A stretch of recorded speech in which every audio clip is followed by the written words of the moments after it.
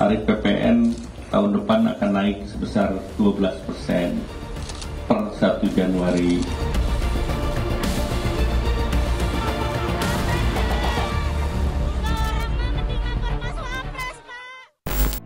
Presiden Prabowo Subianto menegaskan kebijakan pajak pertambahan nilai 12% hanya berlaku untuk barang mewah. Bagaimana rinciannya dan apa dampaknya bagi masyarakat? Lengkapnya dalam ulasan Istana bersama saya, Friska Clarissa. Sebelum pemerintah mengumumkan soal detail kenaikan pajak pertambahan nilai 16 Desember lalu, Presiden Prabowo Subianto telah menegaskan soal kebijakan PPN 12% tetap akan diberlakukan pada 1 Januari 2025. Dalam pernyataan Presiden di Istana Merdeka 6 Desember lalu, Presiden Prabowo menekankan pemberlakuannya dilakukan secara selektif, yaitu untuk barang-barang yang tergolong barang mewah untuk membantu melindungi rakyat kecil. PPN adalah undang-undang yang kita akan laksanakan, tapi selektif, hanya untuk barang mewah. Untuk rakyat yang lain kita tetap lindungi. Sudah sejak akhir 23 pemerintah tidak memungut yang seharusnya dipungut untuk membantu rakyat kecil. Menteri Keuangan Sri Mulyani menyebut PPN 12% dikenakan untuk barang-barang mewah atau premium. Sejumlah barang dan jasa akan dikenakan tarif PPN 12%, antara lain beras dalam kategori premium, buah-buahan premium, daging sapi premium yang berharga jutaan 1 kilogramnya, biaya listrik untuk rumah tangga yang menggunakan daya hingga 3.500 sampai 6.600 volt ampere. Selain itu, juga jasa pendidikan berstandar internasional dan rumah sakit kelas VIP atau berstandar premium. Pemerintah juga menggelontorkan anggaran sebesar Rp265,6 triliun untuk program insentif PPN pada tahun 2025. Menteri Keuangan menyatakan kebijakan insentif PPN 12% untuk melindungi daya beli masyarakat dan UMKM. PPN sendiri mengambil Rp265,6 triliun. Jadi kalau kita lihat insentif perpajakan 2025, mayoritas adalah dinikmati oleh rumah tangga 47% atau 209,5 triliun masyarakat rumah tangga terbebas dari PPN atau dikurangi beban PPN-nya. Sedangkan 137,4 atau 30% untuk mendorong dunia usaha dalam bentuk insentif perpajakan. Lantas bagaimana masyarakat menyikapi pemberlakuan PPN 12% pada awal 2025 nanti?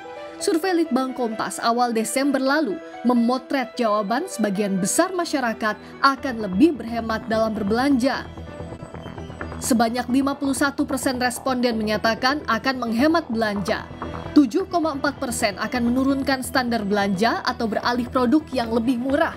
4,6% memilih akan berburu diskon atau promo, 2,1% menggunakan tabungan untuk konsumsi, dan sebanyak 31% responden akan mencari sumber pendapatan tambahan. Ada 1,3% akan berhutang demi dapat berbelanja.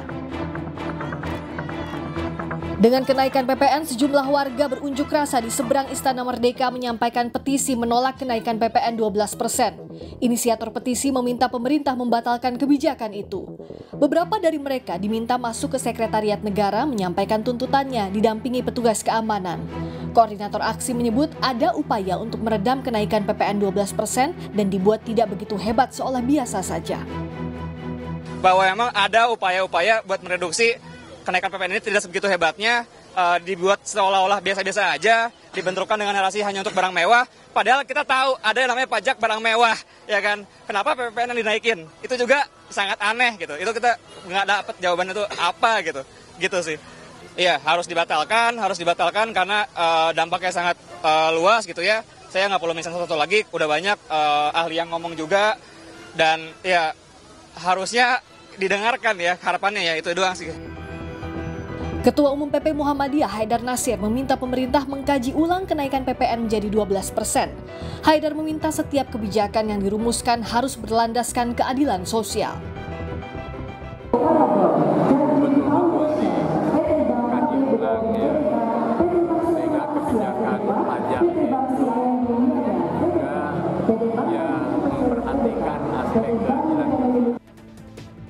Bicara soal kategori mewah dan premium, layanan digital musik dan film juga terdampak. Meski terlihat kecil, tetapi kenaikan PPN menjadi 12% untuk layanan streaming akan dirasakan bagi mereka yang berlangganan beberapa aplikasi sekaligus. Meskipun pemerintah memberikan sejumlah insentif setelah naiknya PPN, sejumlah pengamat ekonomi mengkhawatirkan penerapan PPN 12% akan menaikkan harga barang-barang di pasaran. Pengamat mendesak pemerintah ketat dalam melakukan edukasi, pengawasan, dan mengembalikan kepercayaan masyarakat, salah satunya dengan jangan ada lagi korupsi perpajakan. Berbahaya dari kenaikan PPN ini, kalau naik dari 11 ke 12% sendiri, itu sebenarnya dampak aktualnya tidak sangat membebani. Tetapi kadang-kadang pemain di pasar itu menggunakan kenaikan PPN ini sebagai alasan untuk menaikkan harga. Dan menaikkan harga ini bisa 10%, 15%, 30% begitu. Ini yang harus dilakukan oleh pemerintah. Yang pertama edukasi, yang kedua adalah pengawasan dan monitoring. Masih ada yang perlu dibenahi dari mitigasi risiko ini, Pak Wijayanto. Apakah stres tesnya ini sudah dilakukan dengan baik oleh pemerintah sebelum mengeksersis kebijakan ini? Misalnya saja saya ambil contoh, yang termasuk kenaikan PPN 12% ini kan antara lain layanan musik digital atau film digital yang itu tidak hanya masyarakat menengah ke atas, tapi menengah ke bawah juga membutuhkan itu. Sekarang sudah jadi bagian kebutuhan hiburan. Beberapa insentif yang diberikan 2 bulan itu merupakan salah satu mekanisme uji coba di lapangan. Jadi pemerintah tidak ingin overpromise dengan memberikan insentif 1 tahun, tapi dicoba 2 bulan terlebih dahulu. Kalau memang harus dilanjutkan, saya yakin sekali akan dilanjutkan. Tapi Mbak Priska, saya ingin meng-highlight survei Kompas tadi, di mana 47% masyarakat itu tidak percaya bahwa kenaikan PPN ini akan memperbaiki program-program pembangunan. Nah, saya rasa ini juga harus menjadi catatan sangat penting bagi pemerintah. Kenapa masyarakat tidak percaya gitu ya? Karena pada saat yang bersamaan pajak dinaikin, tetapi korupsi sektor pajak, masalah strategi sektor pajak itu juga terus terjadi. Saya rasa masyarakat akan bisa menerima apa yang dilakukan oleh pemerintah ini. Kebijakan ekonomi jadi keputusan pemerintah yang berdampak krusial bagi hajat hidup warga dari berbagai golongan. Karena itu pemerintah harus masak-masak meramu kebijakan agar penerimaan negara yang didapatkan sebanding dengan kontribusi yang diberikan masyarakat. Friska Clarissa, Friska Immanuel, Kompas TV, Jakarta.